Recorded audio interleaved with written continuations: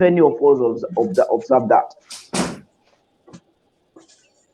Do we? Do we at all? Wait, So wait, the wait, mid. wait, wait, wait, wait.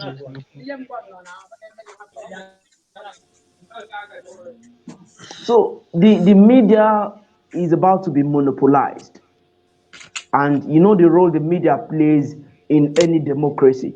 So whole lot is on our neck as citizens, as responsible citizens, to just keep rendering our opinion just for us to have a nation of our dream. Thank you.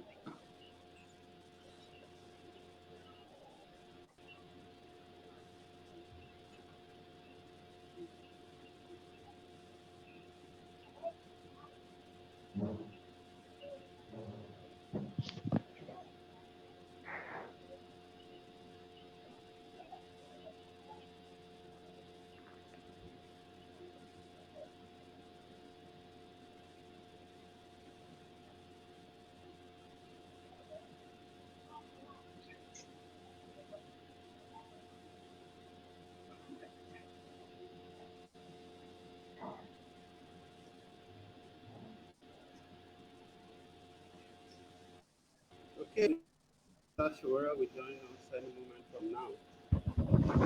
Good day, good evening, and good afternoon from Nigeria. My name is Paul, and you are welcome to Opinion Sharers. Today, we want to talk about the possibility for us to achieve a new Nigeria.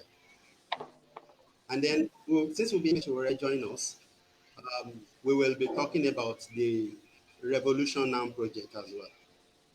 So, I have a list of joined us. We ensure that we are able to provide who otherwise wouldn't be permitted on the conventional platform to ask questions from a dignitary like Mr. Sowore. And that is why we have these people here this day. So I have, because if I ask everybody to introduce themselves, we might have, a little bit of each. So I will just read out the names of people that we have here. We have Michael Sukomi. We have Mr. David. We have Mr. Abdullahi. We have Alade Okomo. And then who else do we have? We are expecting at least about seven guests, at least. But let's hope they turn up, especially for those who might be joining us from Nigeria, since we know that data can be a challenge. All right. But we'll be trusting that they will join us. And then we have Timile in there up on my screen. Not only data, even electricity, We are going to be because my having battery is even Oluwatosin. currently low. So I doubt my battery will take me to the end of the That's conversation. that's This Abdullah is speaking. that's what I was talking about. I know, Salah, I can see you. And that's what I've been saying. I've been trying to see how I can actually personally advocate for our Nigerians who are struggling with internet. I think perhaps Nigerian internet is one of the most expensive in the world. And I think it is an injustice in this current world, in this current dispensation, that people don't have access to very strong internet. It is something that I don't think we should. I don't think it should be happening, right? So Mr. Omoyele is here with us. Yes, Michael, are you hear me? I can hear you loud and clear. So, Absolutely. Okay. Please take a seconds to share this broadcast. Please where can do share you? it on your group, share it on your handle, wherever.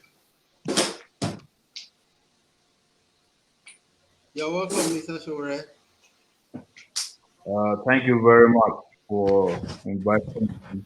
I'm trying to get to find out where to share it from, but I can't seem to find it. But that's fine. Okay, All right. you, Can my you can't seem to find it. Okay, let me. I'm trying to find out where to share it, but I'm not logged in. Maybe that's the reason. So maybe that's uh, maybe that's something that Okay, maybe it has to do with logging in. Maybe it's a tool that, but I could okay. quickly log in as well and just Let Yeah, please, if you would, that would be very great. And then I can log. perhaps send you the link. I can send you All the right. It's easier. It says log yes. in and then I'll you get send a you the link code. on your WhatsApp. Okay. Yeah, Yes, it is easy. it's very easy. So I So think I'll I'm. send you a link now on the WhatsApp. I think so just share it.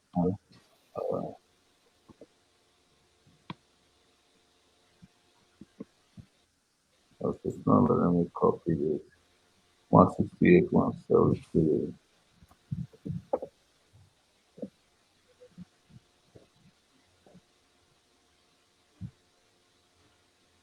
Oh, it's from that.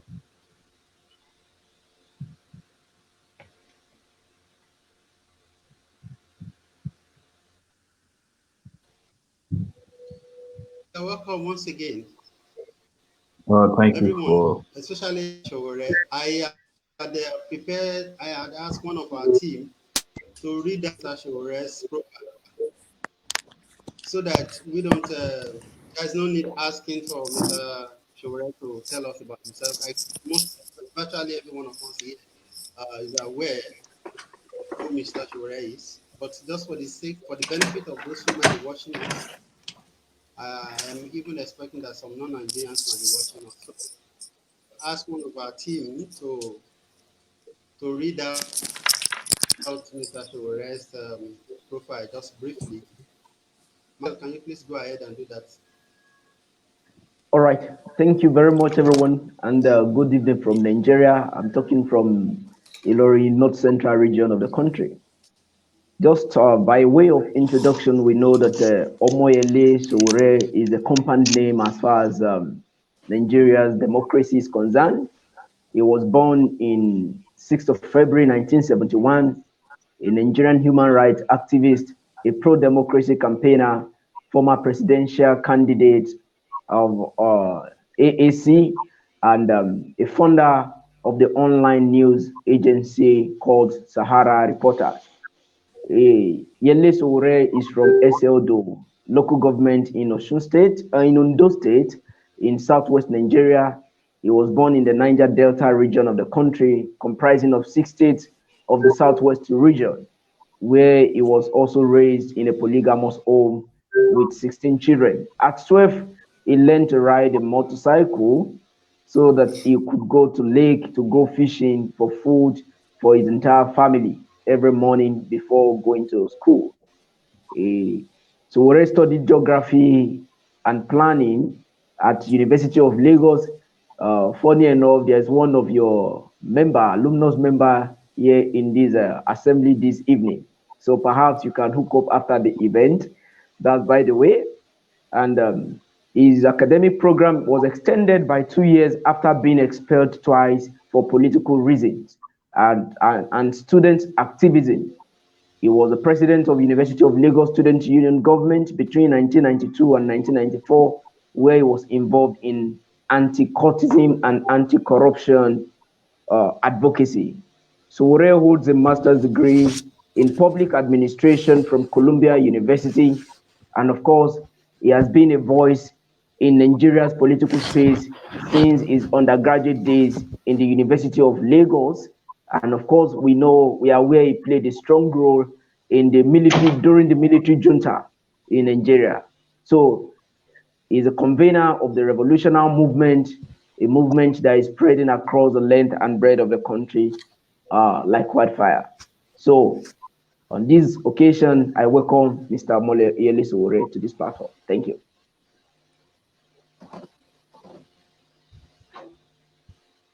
Thank you so.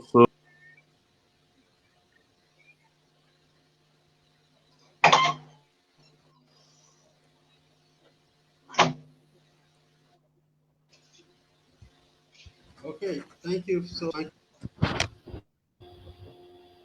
I think Mr. Sowore,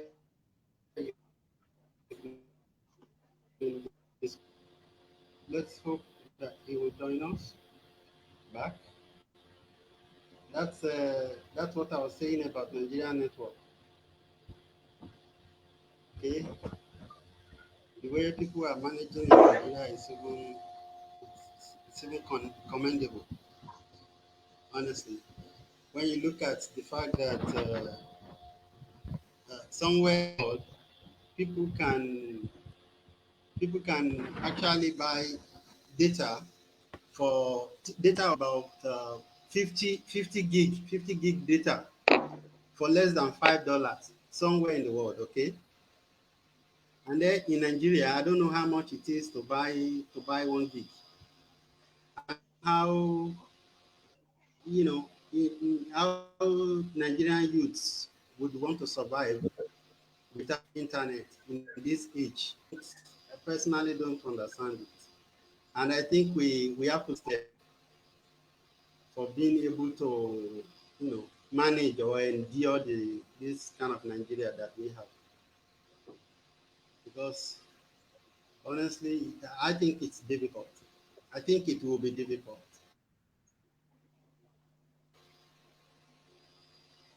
Can you hear me now? Michael, how are you here? Brief Mr. Sowore to properly connect. I'm back. I'm back.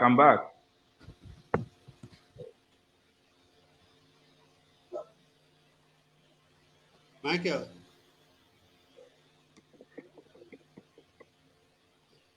Yeah, he's back on the platform. He's back on the platform. can you hear me? He's Okay, back okay. on the platform. Yeah, yeah, I've seen it now. Thank you. Okay, Mr. Sowore, Yes. and for our viewers, this platform has been created solely to give up to people who have something to say, young youth especially things that have to do with politics, policy of government, and all other social issues. I want us to be able to, lend our own voice. I want us to be able to say something regarding whatever it is that is happening in Nigeria, right? And so today we have currently 4 additional members who will be asking questions. We are expecting more people, but I'm sure they must be having difficulty regarding to data or electricity. Mr. Abdullahi, I've been here earlier. He said his phone is low. Uh, Even though he's in Abuja, I wonder that there is no even electricity to charge mobile phone in Abuja. So, and if there's people in Abuja are struggling for electricity, I don't know how people in my village will manage it. So anyway, these are some of the things that would be discussing. Please put off your mic, if you can do that for us, please. Thank you. I think that will be you, Mr. Aladio. Come on, please off your mic. Okay, I'll go straight to my first question to Mr. Sowore. Yes. I am of Nigeria, and I am your fan. I want a better Nigeria. Severally, I have told myself, looking at what is happening in Nigeria, I have told myself that I am one of those people that are seceding mentally from Nigeria. But I tell you the truth is that I've not been able to do it. Each time I say, okay, I'm not even going to write anything about Nigeria. I will not say anything about Nigeria. Whether it's good, fine. If you know good, fine. But I've not been able to do it. I've been struggling Yes. with it. So I've come to the conclusion that I am perhaps one of those Nigerians who cannot pretend, who cannot stand on the fence. And I know that there are so many Nigerians who are standing on the fence as we speak, especially the people in the middle class. the people who can afford generator to power themselves, to give them, to supply themselves electricity. All right. Some of these people seem not to care about what is happening in Nigeria. So I want to ask Mr. Sowore, are you with me, sir? I'm here, yes. I'm back here now. Can you hear me loud and clear? Okay. Okay. Yeah, I hear you. So I am already asking you a question, and I'm saying that our middle class, the middle class men and women who are comfortable relatively, who can afford generator to power, to supply themselves electricity in Nigeria, they can afford to, maybe to change their tires as often as they need to, because the roads are bad. They can afford private schools, private secondary, primary, and a university for their children. Most of them are standing on the fence. This is my own perception. All right. Saying that, what are you doing as an individual, as they convene? What are you doing to please reach out to those people? Thank you. Can you guys hear me loud and clear, please? Yes, we can. Okay, very good.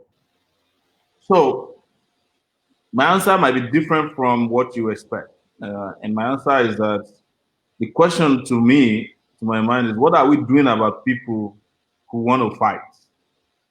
Which is a large number of disgruntled, aggrieved people in our polity who are willing to stake it, who are in their large numbers disenfranchised, they have been disempowered, disemboweled by the system. They are all over the place. We haven't even harvested these ones yet. So why worry about people who are, complacent, people who are still standing in the middle?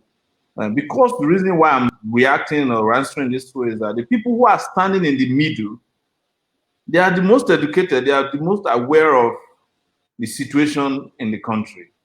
But they decided, for reasons best known to them, which is within their rights too, not to join in the battle for a better country. And we can go into the various reasons why they are not doing that. Some of them are completely fearful. Many of them are benefiting somehow from the system, even though they pretend not to. So many of them are hoping that they will become the next oppressors. If they are not governors or senators or House of Rep members, they are hoping to become their special advisors, senior, junior, anything advisors.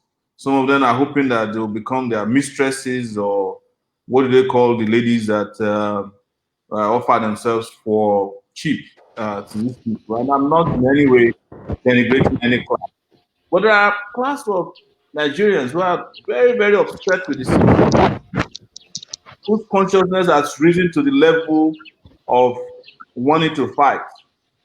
But they need us. They need us to lead that sector. They need us to lead that class.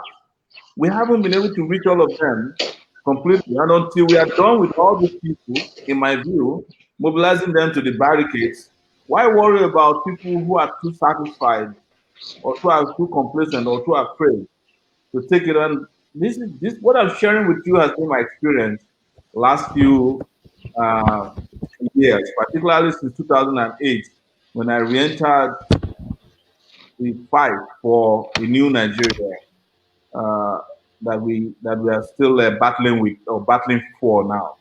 So that would be my answer to this very great question you asked uh, regarding what I've seen on the field. I'm sharing with you my battle experiences and feedback on the field. We have a lot of people, young people, who want to fight, who just need mobilization, who need guidance, who need a little bit of support here and there. When I mean support, they're not even looking for money. But sometimes they want to be sure that if they get into trouble, there are lawyers to help them, uh, and some other support system that may be in place for fighters like them. And until it's when you get to these people, that the ones who are sitting on the fence, as you claim, or as we now know them, or they're called, will find no other alternative than to get off their behind and move along with it is going through the critical mass.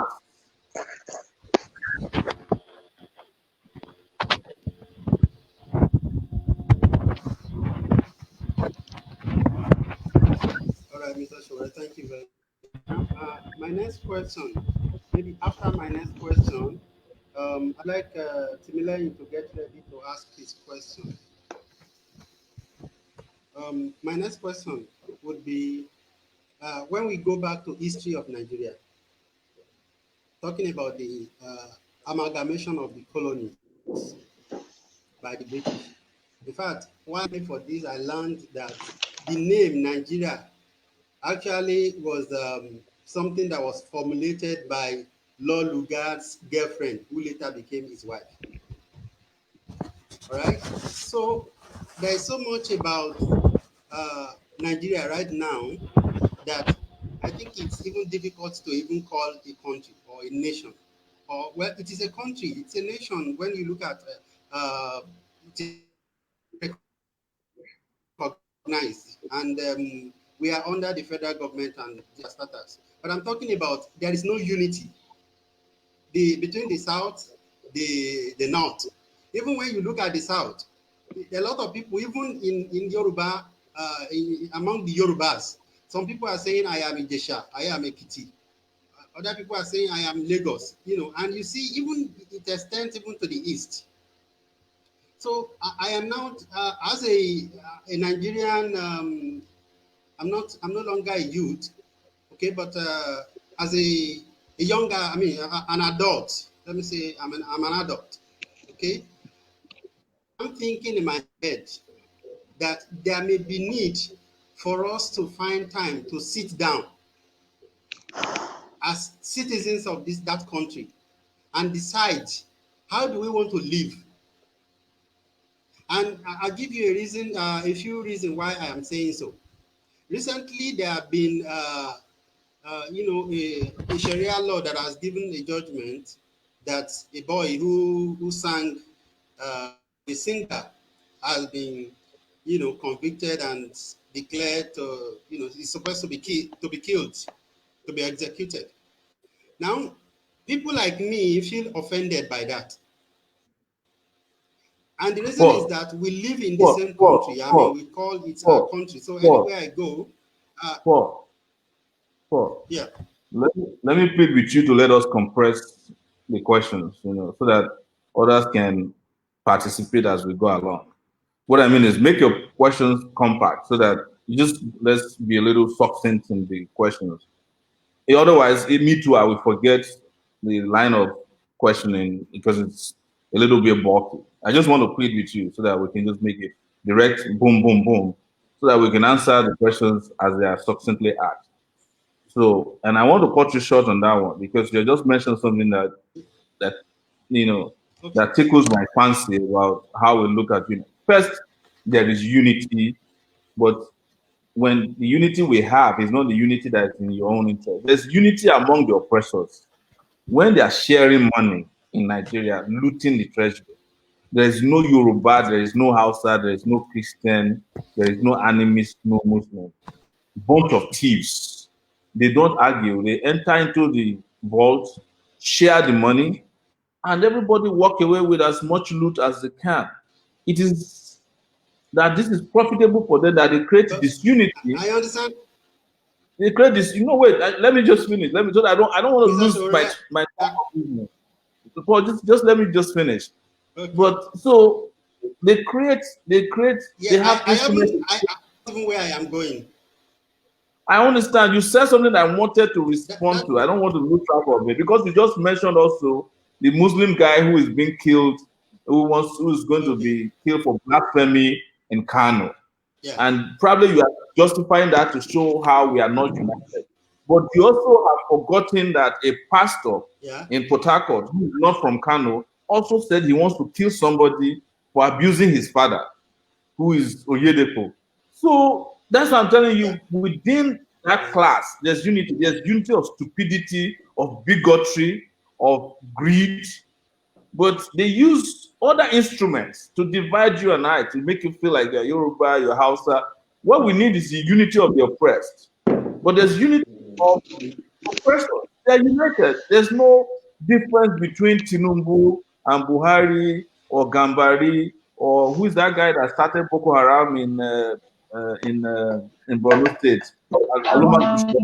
Mohammed Yusuf now. Mohammed Yusuf. There's no unity among the oppressors, you know. So, and when you are doing the analysis, don't cherry pick.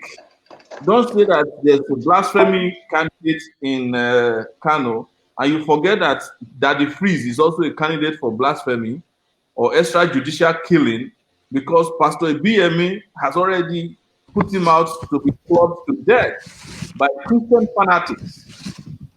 So, just as you have a Christian fanatic in Kano, there are also Christian fanatics in the south, and the Ibiyemi signifies that, and he just belched it out on the pulpit.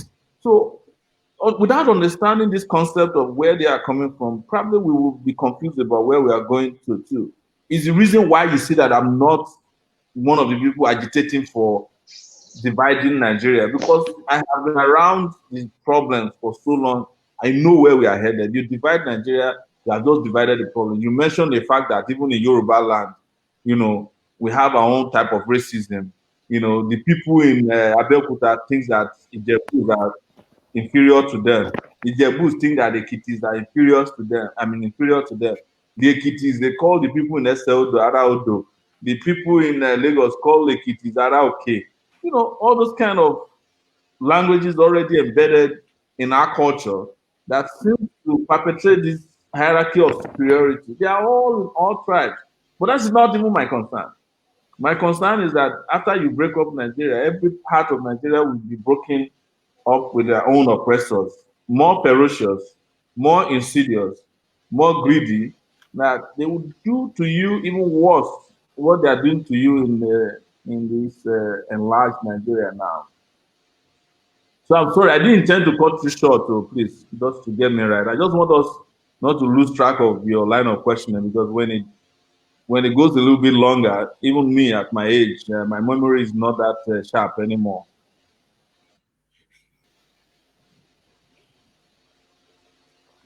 Okay, I understand you. And my destination was actually, I was going to ask you, when you look at all these peculiarities in these countries, and I don't believe that it's complex, because I've lived in India and I know that India is vast, the culture is vast, the people is over 1 billion people. Okay, so I don't subscribe to those who think Nigeria is complex and all of those things. But what I'm saying is that there is probably the need for us to sit down and agree on the terms of our being together as a nation. And that's why, because I think it is the lack of it that's making you see Biafra say we want to go. And some people are already gathering and saying we are the Oduduwa, that we want to go. You understand? So, and I'm talking about those of us who the oppressed. I'm not talking about Tinubu and the big pastors and the big imams who are the same thing, all right? Because it works for them. But I'm talking about those of us whom Nigeria has never worked for. I'm telling you, as I'm now 40, but the only thing was because one governor, when I was retaking WAEC in 2000, paid for my WAEC. That is the only thing. I think about maybe 1,200. That is the only thing. Every other thing I have had to pay, I have had to suffer and do it for myself. So I'm talking on behalf of those of us, the oppressed. Is it possible for the oppressed to find a forum where we can agree and discuss? If possible, let's forget about these people. How many years more do people like Buhari, Osinbajo, and even what do you call it, Tinubu? How many years more do they have? But I'm talking about those of us who are under 50, or maybe a few other people who might also be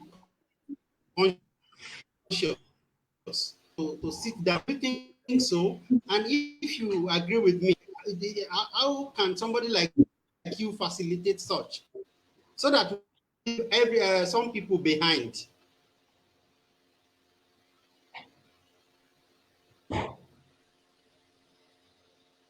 Can you hear me? Hello, did you get my question? Yes, okay, I I, can hear you now. yes, I got your question. I did cut off towards the end. So exactly, when there is no way the system as presently composed can accommodate you in the conversation that needs to happen. There is no way the system as presently composed can sit down with you. The system was not designed to sit down with you. The system is designed to talk over your head and to impose itself and its ideals on you, whether you like it or not, by hook or crook. So, what are you facing now? You are faced with a system that does not make any provision for your kind of ideals, your ideas, and your ideologies, your philosophy. So, what do we have left as an option? Is to organize and create our own system that will allow the conversation you are asking for to happen. Is to force to put to birth a brand new system that allows your ideas, my ideas, our ideals, our genuine desires and aspirations to be accommodated. And that is where the idea of revolution came from, because you are not going to change this system by waiting to be invited to a meeting.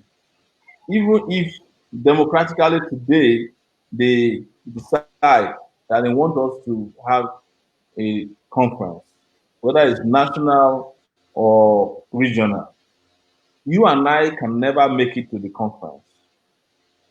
Do you know why? Just to remind you or rejig your memory, just the legitimate participation in elections in 2008 and 2019, what did they do? They refused to allow me to participate in debates that I'm entitled to as a candidate who was the most popular third presidential candidate in that election. They did their polls, everything revealed that in some markets I'm number one, in some markets I'm number two, and yet, I was not allowed to participate in a debate, just a debate, to espouse my ideas on national TV, because they don't want the ideas to reach anybody. And it will surprise you, it wasn't just the government or INEC or NBC that did it. Some of the people that opposed my participation in the debate were young people like you and I, NGOs, CSOs who were represented on that platform. They said, no, Sowore is out of control. If you go and ask him to debate now, nobody can control what he will say. And then came back and said, what if, some of them suggested that, what if they asked me to send an agreement not to say certain things on national TV? Will I agree? They convince themselves, which is true, I agree with them, that I can never commit myself to any agreement that will not allow myself, I mean, speak freely on national TV or national issues. And as a result, I was cut off from the presidential debate. I even went to court. The judges refused to hear my case. So there is no place for you on the table, no place for me, no place for Timila and David, Oluwatosin. There's no place for Michael. There's no place for Babatunde Alade Komo. So in Nigeria today, no place for bright people, no place for good people, no place for ideals. It's a place for just crooked politics, prebenda politicking that we have seen in Nigeria that have destroyed the country. The only solution, in my view, and this is a view that is now shared by a lot of people, is a revolutionary process that will make them listen to the critical mass that have been subdued over these years. So that's what I think about that question and my answer to it. All right, thank you very much, Mr. Sowore. I'll go to Timileyin now. Please feel free to ask your question.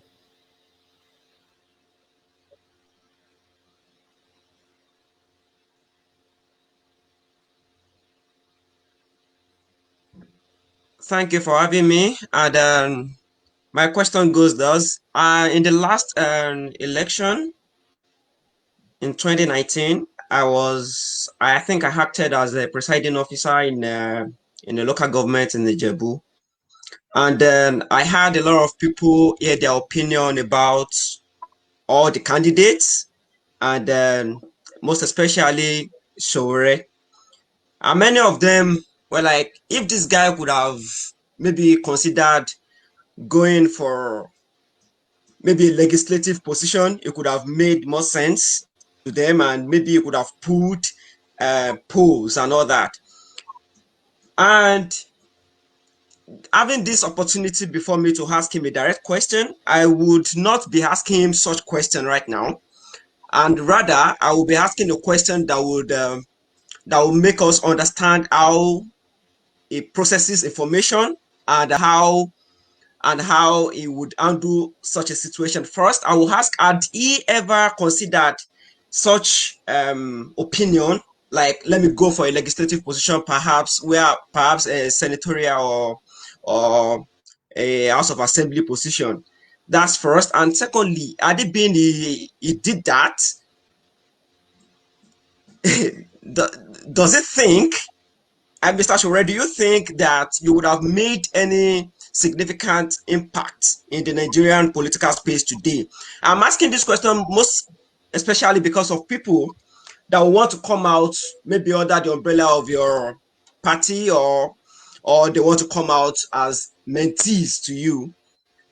Do you think such people would make any impact if they do not have the federal might, they do not have the power that be above, and they are just like the only wheat amongst the corn? So do you think there could be a vivid or significant impact that they will make? Thank you. I will ask you a question before I answer the question. Did you consider the election free and fair as a presiding officer where you presided over the election? Did you see a free and fair election? Of course, we know that elections in Nigeria, there has not been That's any not that my is question. free. That's And not my question. I'm not asking you to indict yourself. it definitely was not. It wasn't. That's then I'll answer your question. So you see, it is part of what they do to us. That's what I started this conversation with. People that have been pummeled over 60 years by the system we are all fighting against today, that we want to unleash our anger on and depose. The first thing they do to you is your self-esteem. And when they destroy your self-esteem, even a PhD holder will be told that why didn't he start as a Dangote driver first if he wants to make it in life? That is what the system does to you. It reduces you to nobody.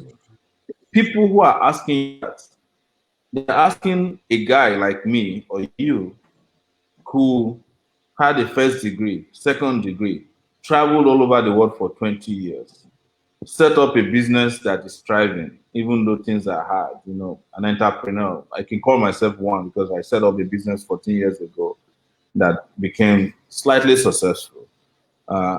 They're asking you that I should be a legislator under a president who cannot produce his first degree, who cannot explain what he wants to do to the people, who cannot attend a presidential debate, right? Who doesn't know his left from his right. That is what the system does to the mentality of the oppressed. They reduce them to nothing. And the first person to tell you not to aspire to be great, because their entire life they have been handed inferiority, inferiority. They have now started to live under a complex known as inferiority complex. They have been defeated as a person or people from inside and outside. And their self-esteem has been replaced with something different. And they are the first to tell you that why didn't Mr. Sowore go to the legislative house? Now we go to the legislative house. If I go there, what do you think will happen? You know yourself already that I will be probably the only voice there who will be saying, and my colleagues will gang up and remove me from the legislative house and they will ask you to go to court. And by the time the courts are done with the case, your tenure is over. I can tell you how many people I have reported on as a reporter who were dealt the same blow for being different, including the idiot Dino Melaye when he first went to the House of Reps. His clothes were torn into pieces. He was beaten and roughened up with another lady and a bunch of them in those days. Under Saraki's eighth Senate, there was one Boko Haram senator that was removed from a house because he opposed them openly. He was the one who raised the issue about Dino's certificate. He was expelled from the Senate by Saraki and the rest. Under the last assembly, well, there's one guy from Kano, I don't remember his name now, who was opposing them. They removed him. In broad daylight, they didn't give him fair hearing. But I'm not defending. The reason I didn't ask to go to the house is not because I'm afraid of being removed. It's because I never aspired to be a lawmaker. I've always that if I'm going to aspire to a position in this country, it will be to preside over the country so that my ideas, as bright and as powerful and as punchy as they are, can see light, not to be covered up with a bullshit in one radical end of a building in a National Assembly. I've never aspired to be a lawmaker. Never. And I've never regretted and never in any way thought that the best place for me to go is the National Assembly or the local government. If anybody feels that that is all they aspire for, we are 200 million people in Nigeria. Let them go to where they aspire to go to. Maybe some people are aspiring to be class captain. That's not their problem. You have to respect the limits of their aspirations. That is the bandwidth of their about leadership. Maybe some of them fairly and in all honesty don't feel like they can perform anywhere else better and above the people they see in the House of in the National Assembly or State House of Assembly or chairman of the local government. That is their right. What I'm trying to tell you is that the fact that somebody wants to become natural progression to the position of president is not local government chairman, followed by House of Rep, followed by chairman of the local government, followed by governor, followed by senator. If that was the case, Donald Trump could not have become the president of the US because he was never a local government chairman. He was never a senator, never a member of Congress. In fact, we don't know that he had any political office before he contested for presidency. The same thing with Obama. Obama was just a senator for he was a state house of assembly member in Chicago, in Illinois, and then suddenly, after that, he was for a few months, I would say, was a senator before he became president. So if you look at the job description for president of any country, there's nowhere there where it said you must have this year number of experiences, or that you must have been senator or local government chairman or class captain or SUG president. None. So, but that's my aspiration, and I've always maintained this. But most importantly, we keep insulting ourselves with these questions. When you tell a guy who is 50 years old, I'm going to be 50 next year, that I need to go and become local government chairman first to govern Nigeria that has 200 million, when Obama and Bill Clinton, even Kennedy, J.F. Kennedy, became president of the US with 350 million people, an economy that is in trillions, when they were below the age of 45, 46, 47. So why are we doing this to ourselves? Why are we insulting ourselves with this repetition of inferiority complex? When they say that to me, I always ask, if Sowore is the senator who is going to be your president, you can never answer the question. Mm. Never.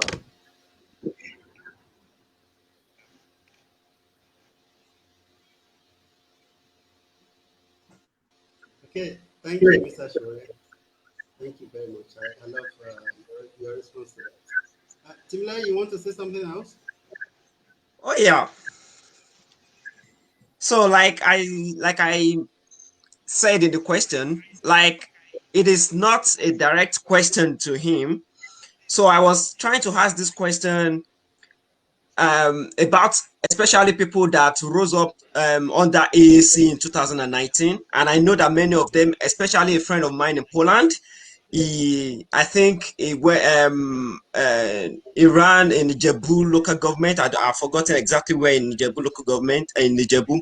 So he wanted to go for House of Assembly. So I was wondering if there was no AAC governor or there was no AAC president eventually in 2019, how would an AAC House of Representative member or House of Assembly member cope in the state and national assemblies respectively?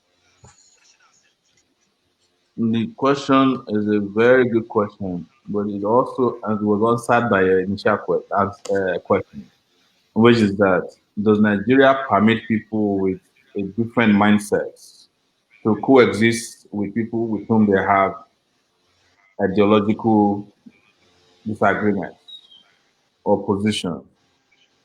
No. So if you present an AAC candidate, I know the person you're talking about, you're probably talking about Kunle, who had always been my friend union in this state before he left for Poland. You see, it would have been a fantastic idea to have an AAC uh, State House of Assembly or member of the House of Rep be able to espouse their own ideas on this platform. But because we no longer practice democracy in the real sense of democracy, nobody stands a chance. In fact, nobody stands a chance winning an election where you presided over the election because the major parties have already put thugs there. The police is conniving. Everybody is working together in against the interests of democracy, free and fair election. So if our president had won, we would have stood by him. But the question, like I said, is would he have survived one day over there with the kind of political intolerance that we have, the domination of politics that we have, and the fact that if a guy is not careful, he will be bought over if he's not sound and committed and focused. He'll be bought over within a short time. There have been cases where these little small parties win elections and then they go to the State House of Reps or State House of Assembly in particular. Within 2 weeks, they have been bought over. They renounce their party. They join one of the major political parties. But that was not going to be the case of AAC, particularly referring to this your friend and who is, well, he's a mutual friend of ours because I know him very well. He wouldn't have done that. But the question is, he couldn't have won the election that you presided over, even if he was the best candidate. He stood no chance of winning that election because it had been rigged against him from inception. Even as the presiding officer, if you were going to put stubborn in Ijebu where you were, you would have disappeared and never to be heard from again. Because that's the kind of politics that these guys have brought upon our nation, Nigeria.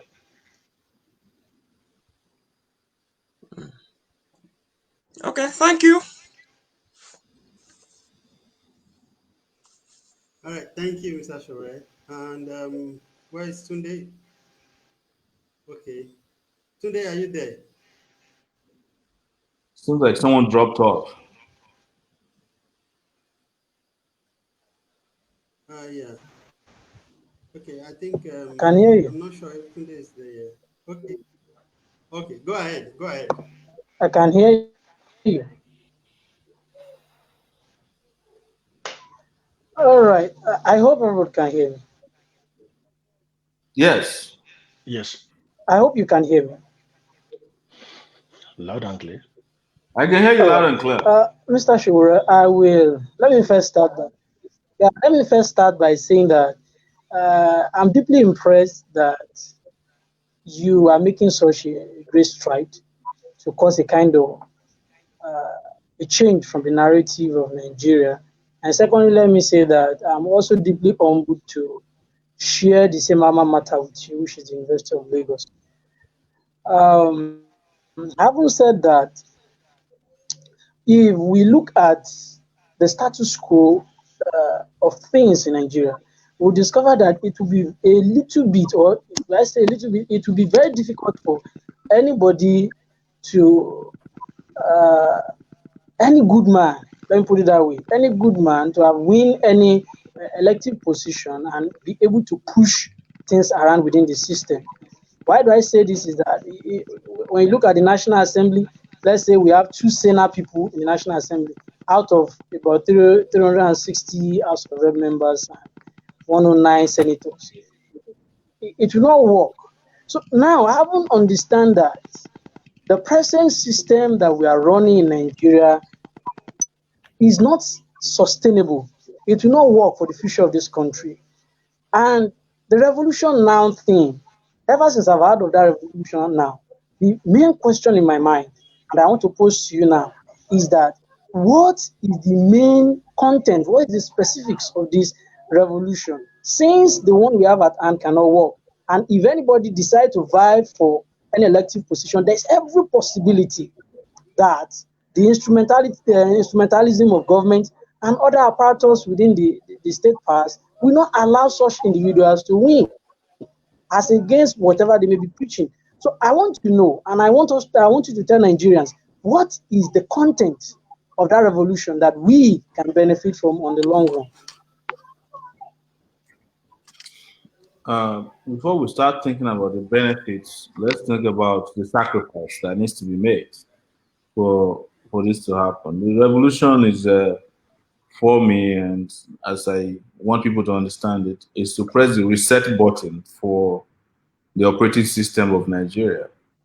The operating system as it is now has run out of memory, RAM space, and it's no longer working for anybody. I'm using the computer device analogy to describe this to you, and we need to press a reset so that we can install new applications on the democratic system that meets the tenets of real democracy in every sense and ramification of it. And a revolution will do that job. And revolution is an internal or external revolt that says to people, enough is enough, and we are no longer satisfied and able to cope with the current system that is stifling and suffocating, asphyxiating our people, asphyxiating our aspirations and our democracy. See, yesterday, I've had to answer this question severally. And the first thing I say to people when they ask, what is a revolution? Is that I say to them, you know the meaning of a revolution. Just tell me that you are worried about engaging in a revolution. There's nobody who doesn't know the meaning of a revolution. Because if you don't know it, you knew what they did in Mali recently. People came out in their millions, and their president had 2 more years to go. But he said to them, it's like a contract. We had a contract with you for 4 years to provide us water, food, take care of our foreign policy, national security, and you are not able to do it. We want to terminate the contract. We are tired. We don't want to continue with you anymore. You are the captain of the ship. The ship is not moving anywhere. We want to change the captain, or we want to change the ship itself. We are tired of passing the ship, always leaking, and it's about to sink. We want to move on to other ship, or we want to dock this ship, repair it completely, overhaul it before we start sailing again. That's what the revolution is about. Most of you know the meaning. It's very easy. Google helps you. But the reason why people keep asking, what kind of revolution do you want? What kind of revolution do you want? It's because people are, expectedly apprehensive about the sacrifices that are needed. Would it lead to somebody going to jail? Could it get somebody killed? Would it be bloody? Would it be peaceful? So in between, they are trying to find a comfort zone from where they can operate. I wish I can tell you that yes, this is a revolution is going to be completely a certain way that fits and suits your comfort. But there's nothing that will encompass the level of change that we want now that will be totally comfortable for everybody. No, I'll be the first to admit that. We will have to work and overwork ourselves to lift the burden off of our shoulders and chest that has been imposed on us for 60 years.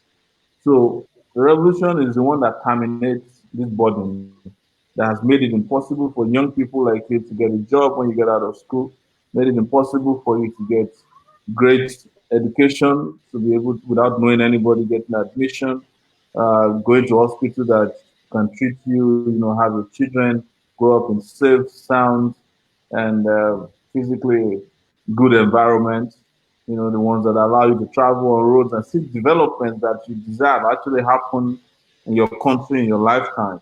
And when you can't do that, at least do that for your kids and generations yet unborn. And when I first met Paul Padumo, he told me this very interesting story of how well he has traveled. And everywhere he's traveled, I think now he's in the Middle East. He didn't say he's surprised, but my impression is that he's surprised at how easy things that are difficult to get done here get done by people in other places. How you wake up and you see a sign that says, "Oh, there's going to be 100 kilometers highway. It's going to be completed in 2 years." And you get to 1 year, it's completed. They even project beyond their abilities. And so there's going to be a train line from here to Badagry, and it's going to take 4 years, and in 2.5 years, it's completed. In Nigeria, if they tell you 2.5 years, it's going to be 20 years before it's completed. I telling you, I have been watching Lagos Ibadan Expressway for more than 20 years. That they are not even constructing a new one. It's just to fix it. Just to fix it. They will fix it up to a place, it will look nice, and then they will leave it. Then they will go and fix the other place 2 years later. By that time, the place they fix is destroyed. So that's the kind of country we are. We are in a shambolic state. Sometimes I find it difficult to keep telling people that we don't even need to explain to ourselves why we need a revolution. We don't need long Turenshi, as Hausa people call it, long grammar. We know what to do. We know what is wrong with us. Probably we are afraid of what we are afraid of doing what we should be doing to put an end to it. And the longer we are afraid of it, the longer we stay like this, the worse the situation gets.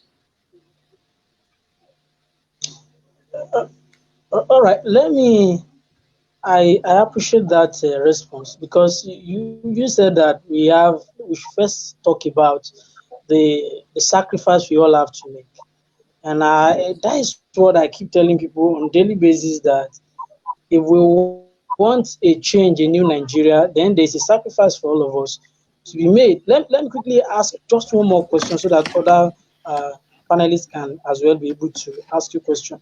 Uh, the 2013 or 2012 confab, the national conference under President Goodluck Jonathan, That's right. I want to ask if the report of that confab is implemented, will it be a better place to start, or there will still be a need for an higher degree of revolution? Oh, that confab was not designed to solve any problem. It was designed like every other confab. Every confab that the Nigerian government puts in place, or presidents, we've had many of them. I think under Abacha there was a confab. I'm not sure if there was a confab under Obasanjo. I think there was. Yeah, there was some confab. I think it was led by Put up Nicky panel. Tobio. Not to put up panel. Towards the end of Obasanjo's tenure, when he wanted to extend his tenure third time, he had a confab too. So when Jonathan came, he set up his own confab too. Jonathan's own confab was meant to aid his second term election. So you have to differentiate between the basis for this confab and what they are there to achieve. But most importantly, it's representation. In the Jonathan confab and Obasanjo's confab, if I remember correctly, he handpicked most of the representatives to the confab. So it wasn't the people's confab. So you cannot use the outputs of such confab to determine the future of Nigeria. Like I keep saying, the world is expanding exponentially and dynamically. Today, you can't use what you used 4 years ago to cope with today. Look at technology, and I keep going back to devices that we use. You know, by next week or next month or next year maximum, iPhone will come up with another phone device that we have better capacities. When I came out of before I went into detention, which was 5 months, which was 2019, right? I had a phone that had two cameras. Two cameras. That's the phone I'm holding on to you now. And I thought there would be no phone with two cameras until the next year. I came out and somebody was trying to take a picture of me when I came out of detention. He already had an iPhone that had three cameras. I think now there are phones with four cameras, right? Why am I using this to tell you? You can't even use a decision taken 4 years ago to guide the future of a country in a world that is dynamically evolving every day. So if we are going to if we are going to move Nigeria forward, we cannot use decision taken by Jonathan's people to move Nigeria forward in 2020. We have to create completely brand new, grand level playing field for new representatives, youth of different sectors of society, labor, and people who are tech savvy, because technology must also play a role in how we are looking at the future. Sustainability must play a role. People who went to his conference didn't know about cars that are that are not using petrol. Now we are talking about solar energy in flying planes, and you are still talking about Jonathan's constitutional conference that took place 6, 7 years ago. So they can't fit into the evolution and the dynamism of the world now. We need brand new coming together if they let it happen and proper representation of all the nuances and a different kind of ambience. It's completely different from what you saw in Jonathan's constitutional conference. Because it was Jonathan's constitutional conference. If you look at all the people in front that day, I don't know if you've seen the picture. Most of them were asleep throughout. They slept through the conference. All those traditional rulers, old people. Some of them even died in Abuja while the conference was ongoing because they were not The process. a bunch of sick people. I'm not saying that being old is, but I'm just saying that I'm just giving you some of uh, things that I observed during that period and why I felt like it will be a starting point for us. Again, we have to press the reset button and, and start all over again.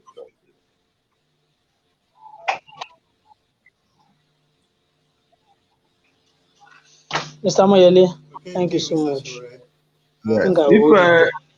If you guys don't mind in getting involved in this, I thought we could get things done in about an hour, and I have events lined up. Paul, I told you this.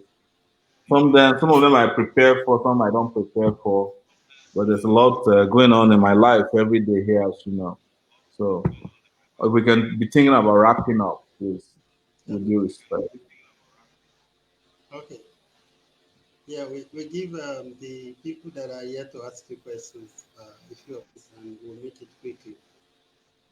Okay, Mr. David, you're next. Oh, Hello. hello. Good afternoon. All right. Thank you. Good afternoon, sir. Thanks to everybody on this platform, and I appreciate our guest speaker, Mr. Omoyele Sowore. So thank you very much for everything and for all you're doing. And I have the questions. What can we do for all about those that is in the corridor of power? These people, they were not elected, but because of what they are gaining from these politicians, so they lobby themselves into the corridor of power. And it's difficult for an ordinary citizen to outsmart them or to do something reasonable in the sight of the nation because of these people. So, what can we do to get rid of them so that ordinary man can speak? because these are the people that defend this politician we're talking about. Even these politicians, they are not on Facebook. Some of them are not on Twitter, but they are people. They are right there defending them. So what can we do to get rid of them? They are in the state, they are in the local government, they are everywhere. So secondly, this revolution is a thing that I'm really into it. But what can we do to gather another set of agitation like this Odudua Biafran, for instance, Odudua Biafran revolution now, and this October 4th that is coming ahead of us? What can we do to make sure that people don't see only Omoyele Sowore? That is not what it's meant for, but that is how some people now saying, oh, that is Sowore things. No matter how we explain to them, they don't want to understand. So what can we do, and who are we talking to so that we can gather the momentum we need and to preach this message to people so that they will not see it as South versus North, or the Igbo, Yoruba, they're against the North. So what are we doing every day to make this clear to people? So I don't know if you can talk on that. No, Thank thank you. you very much. One of the things that has to happen is constant political education, constant conscientization, and it happens through mobilization. And mobilization is not something that is, perpetual. You have to test your soldiers from time to time. When I use the word soldiers, I'm using them advisedly. All these agitators from time to time in protest. For instance, I give you an example. When we started revolution now in 2019, before we could even start, I had been arrested. So what made a difference was that I was arrested, but it still went ahead, but it was limited. In 2020, August 5, 1 year after, I was still wearing my trousers, right? When I heard that 15 cities had risen and started fighting the government, it became headline the next day. Even the press did not expect it. And if you look at even currently what we are doing, we did an online protest the other day on Zoom. It's never happened before in Nigeria that people protested.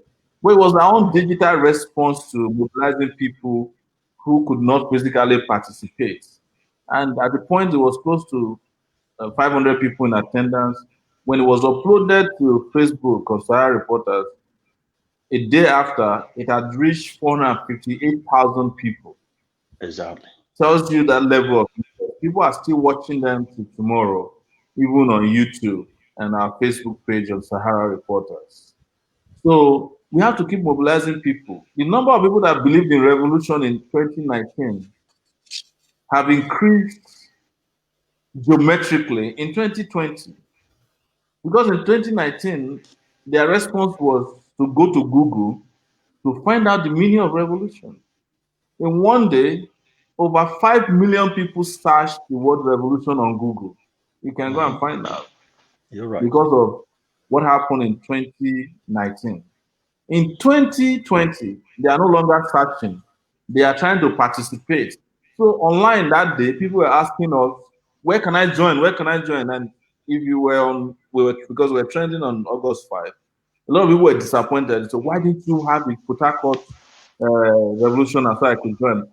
And Kano and Kaduna, places that we couldn't get to in terms of organizations that have enough people, were willing to join. Now we have all those cities and states and towns and villages in the basket. Because why? We did not stop mobilizing, instead of agonizing. So you have to keep educating people. You have to keep talking to them. And that's why sometimes, even though I have my concerns about religion, I learn something from them, particularly the people they call Jehovah Witness. If they come to your house this Saturday, you drive them away. They You will still come not stop again. them next week. With that, they are awake. You know, if you ask them, why, what are you still looking for? The moment you open the door small, they'll put a leg in it and start speaking to you. By the time they come the third time, you will let them in now, and then you become friends with them because of persistence. We have to sustain the tempo. We have to be persistent with explaining to people because you see, a lot of people want to see Nigeria change, but not many people want to leave their comfort zones or make the sacrifice. Because what we know is that anytime you go out to protest, police will shoot at you, and honestly, nobody would like to die. Nigeria is bad enough. People are just hoping they can survive and survive, and one day they can get out. Or mentally succeed, that I usually use and Paul repeated today from the place, so that you can have your own cocoon where you live and nothing touches you. So that's the way it is. We have to keep working. But I think that if August 1st becomes really successful, the mobilization you are doing will become also equally successful. Because then you discover that on August 2nd, people will ask you to continue. And that's how it started in Mali. It's how it started in Sudan. In fact, it started in Sudan with some female doctors. They were gathering in corners in Sudan and saying they want revolution. They make fun of them. They were making fun of them. Some of the people will see them, they will drive past them and say, go and marry. It's because you don't have husband. That's why you have time to be protesting. One day, what started with 10 people became 100, it became 1,000, and one day it became 1,000,000. And a leader of Sudan that had been in power for how many years ended up in prison as we speak. The leader of Mali, who had 10 more years to spend in office, has ended up first in prison and now he's in hospital. He just had a major stroke that he's not likely to survive. But had the people not pushed, had people just kept using excuses to buy time, it would not have happened. So you have to make the push, you have to make the sacrifices. And it's the reason I brought when I came out of detention, I came out and said to people, look, it left to them alone. I'm telling you this. They were hoping that I'll run away. I'll just arrange with somebody to take me to Cotonou and I'll find a way out. Maybe I'll be hanging in Ghana or find my way to America to my family. So that when other young people come out in the future, they say, look at you now. So we don't run away now. Instead, we go run after some time. Maybe just a look at. I told them I'm not going to run away. This is my country. It's the reason I didn't change my citizenship. I'm a Nigerian. 20 years in America, I never went to where they're applying for citizenship because it's not as if I love Nigeria more than other people. It's just that I cannot withstand what these people are doing to this country. And I don't feel like it's the right thing for everybody to run away from Nigeria for them. And I've had a share of my I've had a share of my running away. You know, I spent 20 years in America, you know, mostly in and around New York City, the biggest city, one of the biggest cities in the world. So there's nothing else out there that I forgot that I need to. There's nothing I need to show to the world. I've traveled widely. I've had kids. I've been married. You know, I've done what 10% of our brain can do very well. I've gone to school. I've acquired 2 degrees. What else? So as they say in Nigeria, we die here together. Thank you so much. I appreciate that comment and answer. And I hope that every one of us will keep doing what we know how to do best.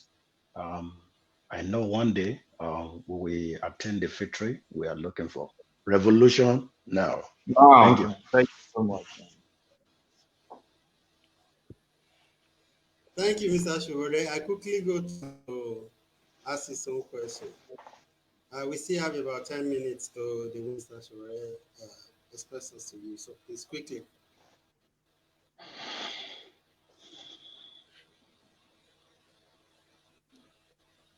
I continue with my question.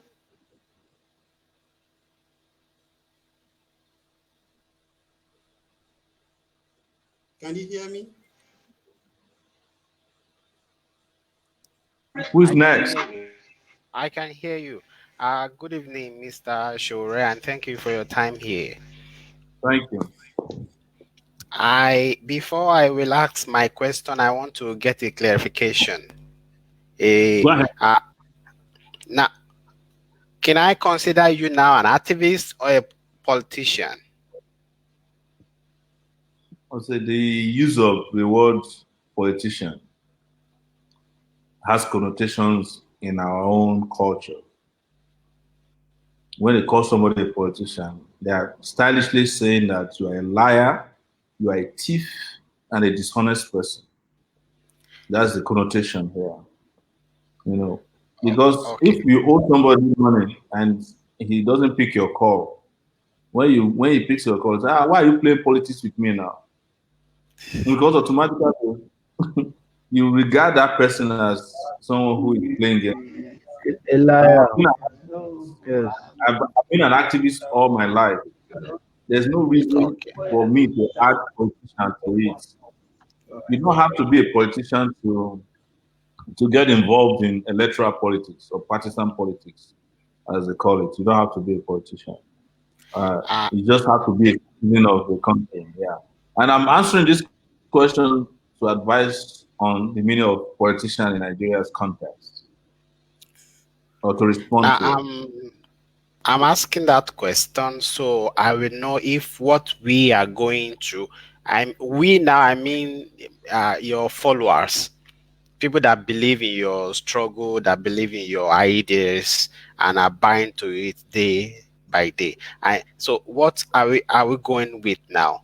Are we going with revolution now, or we are looking at still running for office? We are running for freedom because you cannot run for office without. It's just like asking that you want to drive over a lake and you have no bridge built over it. You are going to end up at the bottom of that lake, no matter how great you are as a driver, except you are driving an amphibious car, and there are not so many of them that I know about. What is the bridge that will lead us to running for election and winning election? A disruption of the current, corrupt, incompetent, dishonest, and wicked political process that keeps good people away from becoming leaders that they deserve to be. And what is deserving of the leader is for you, instead of walking around with wads of cash, to have you be able to espouse your ideas and win election and help your people. But people who win elections in Nigeria are people who only have wads of cash but without ideas. I think there's a Kenyan professor who said it. His name is PLO Lumumba, who said people with ideas don't win election and people without, yes. There's a way he put it. I don't remember precisely the way he said it now. So that is where we are going. But this movement that we have built is the bridge to that opportunity that you are talking about. So that you will not come back in 2023 and say that, oh, we should have done what we needed to do to change the system before we start running for office. Like every other person, I could go and hide too. And when it's 2 weeks to election in 2023, go and print posters and start disturbing you again. And Timileyin, who will not be a presiding officer then, but knowing how the electoral process works, will say, why is Sowore so stupid? He should have known that he can't win this election because the electoral process doesn't allow for people like him. But if the process as it is, this oppressive system is demolished, is deposed, we can negotiate what happens next. It will be on our own terms. You might even be running against me in 2020 because you'll be so confident in the transparency of the electoral process that you say, Showore's ideas are too old, and he's too old anyway. He's 52 years old in 2023. Me, I'm still younger than him. I'm going to run against Showore. And you'll be completely all right. Nobody would then tell you that you should go and start from local government because your ideas will be quality enough to be president. You know, who was the guy who first introduced us? The guy with the radio voice. I was listening to him, and his voice, honestly, was flawless. And I'm looking at, probably there are millions of guys like this. His introduction, I was like, it was sweet in my ears. Even though I hate to be introduced, I didn't want him to stop because of the way he was presenting it. And it was just flowing. It was like poetry. Nigeria has people like him And then you go and appoint Buhari or select Buhari to election, and then you are wondering why your country is like that. Can I get that now. Now, in form of advice now, or to contribute to that, can I advise that you make your presence to be known not only on social media, but right now you are in Abuja. You can make good use of that by appearing. I know you are not a religious person that much, but if we want to get some people, if because for revolution and for election, is we need numbers, and these numbers are in the market, they are in churches, they are in mosque, they are in gatherings. So I want to employ, now that you are in Abuja, you're on ground, you should make your presence to be more known and offline. I completely agree with you, and we've been doing that. Last 2 weeks, I I had I went to a group of pastors to talk about politics, and the argument that is natural quickly degenerated into religion, and they were asking me my religious purpose in life. And by the time I finished the preaching, defending myself, they told me that I was better than so many of their pastors. So I can easily compete with any pastor on the pulpit. I trust me on that one. But I agree with you. We should do more. But don't forget that I'm also under a bunch of legal restrictions, even in Abuja, that we don't need to repeat here or rehash here. But I agree with you. And but we've been reaching out a lot, and we hope all of you are doing the same wherever you might find yourself. Let's just all be who we can be. You don't have to be another Sowore, but you can be yourself. You can just build upon the little I'm able to do, and we can do better. There's no time that people make these suggestions that I am opposed to them. We can always be better than what we're doing. And we can be bigger than even some churches when we get there, but we can even get bigger faster when we win some victories in the next few weeks or days. Thank you. Yes. Thank you, Mr. Sowore. I would like to read this statement. I saw somebody, in fact, Michael, whom you said you love his voice. He called my attention to it earlier today. He was one of the media persons of Buhari that posted it on Facebook, and I read it quickly. You probably may have seen it anyway. He said, I have to charge all of you to defend the government vigorously and to allow irresponsible and politically motivated activists to keep spreading patent uh, to keep spreading patent falsehoods about this government.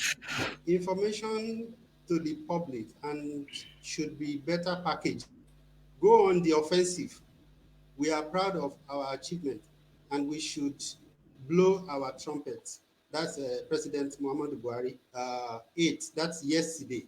So I want to say, Mr. Sowore, is it possible, because Mr. President is asking his ministers and cabinets to go on the offensive, all right, on the or against the people he termed as a political activist, all right? So, and I'm now putting it to you.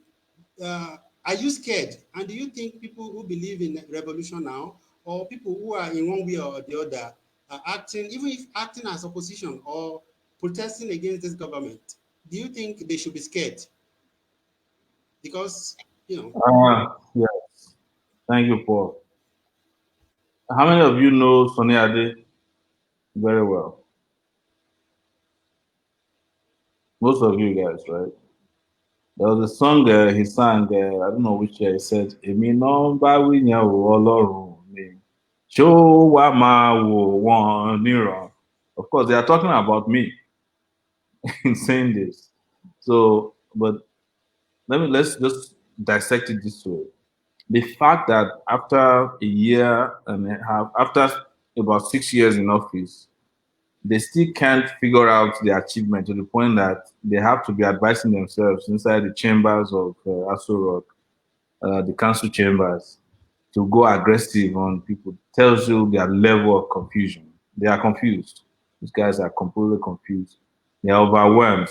They're just putting up what they call boat face. You know, it's just like try to make it sound like, you know, they are in charge. You know, anybody who used to be an activist or who is mistakenly thought to be an activist, a person of conscience, who loses direction to the point that people like Keyamo are now, the way I address them is to address them as Festus Keyamo of blessed memory.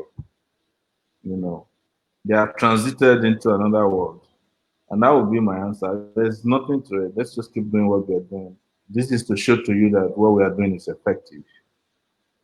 Because our number we are.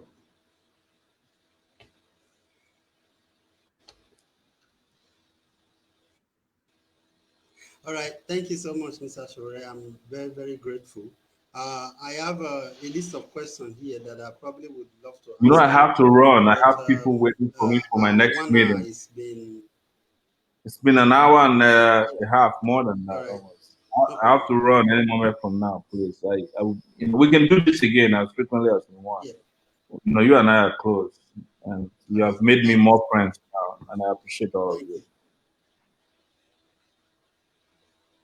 Thank you so much, Mr. Sowore. Thank All you. right. Keep doing what you do.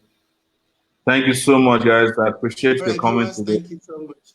Great questions, and hope to see you again. Aluta continua Victoria Sata. Victoria Sata. Yes. Now.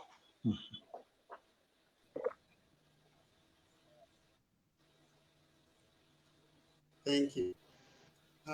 Viewers, we thank you. We want to appreciate you for coming to participate in this discussion.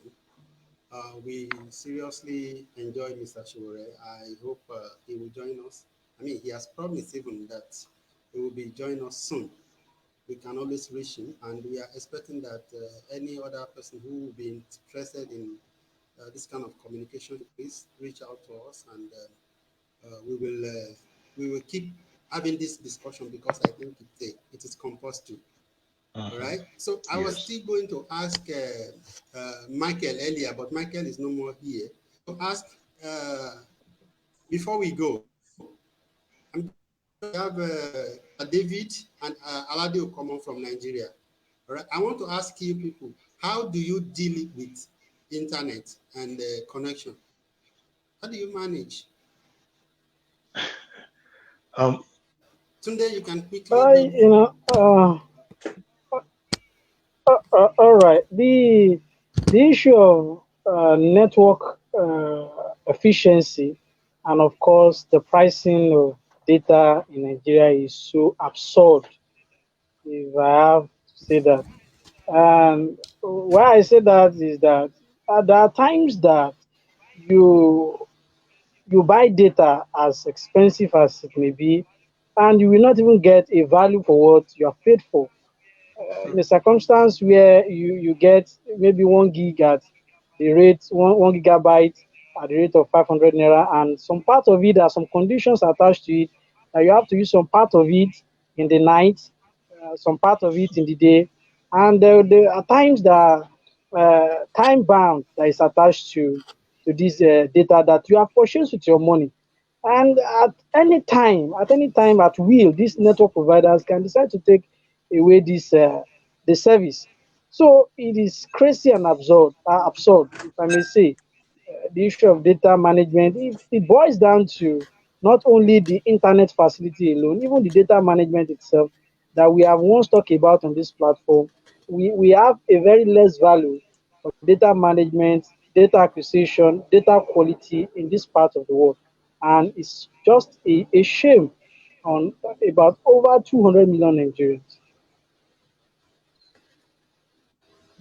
Mr. David, you want to quickly say something about that before Yeah. we conclude? I actually I'm not. Can you hear me? Can you hear me? Yes, yes. Okay. Thank you so much for that Yeah. question. I Yes. actually I'm not calling from Nigeria, so I'm in Florida right now. But Okay. but basically, with what is happening in Nigeria, everybody is aware of it. So you don't get value for what you pay for. As I'm talking to you right now, I'm expecting another provider to switch my internet. It's not that the one I'm having is not good, it's serving me. Everything is okay. I connect all my TV and all the room, all the gadgets. But I can switch anytime I like if anything I find is not comfortable, maybe price or anything. So here, data is not an issue. So you get what you paid for. Even at times, if you convert it, we pay less here compared to those that are paying in Nigeria.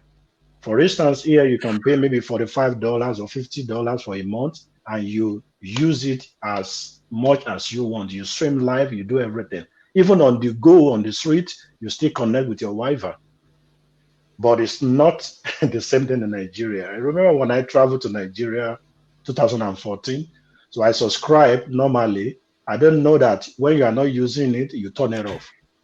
I left my phone on. So after my data finished, they switched to my to my Balance. normal charging. They started every of my cash in the phone, my calling credit.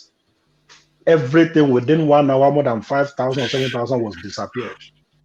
I don't know. So I think it's something we have to deal with in that country. We have to work on that. I think so that people can have access to much data and watch this program.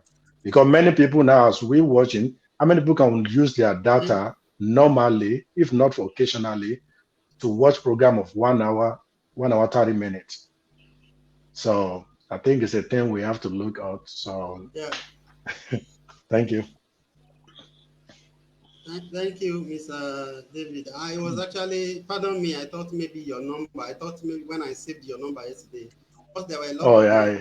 people that were supposed to have joined. Oh, But my concern was, how are they going to manage to stream live, to attend a stream live event for 1 hour?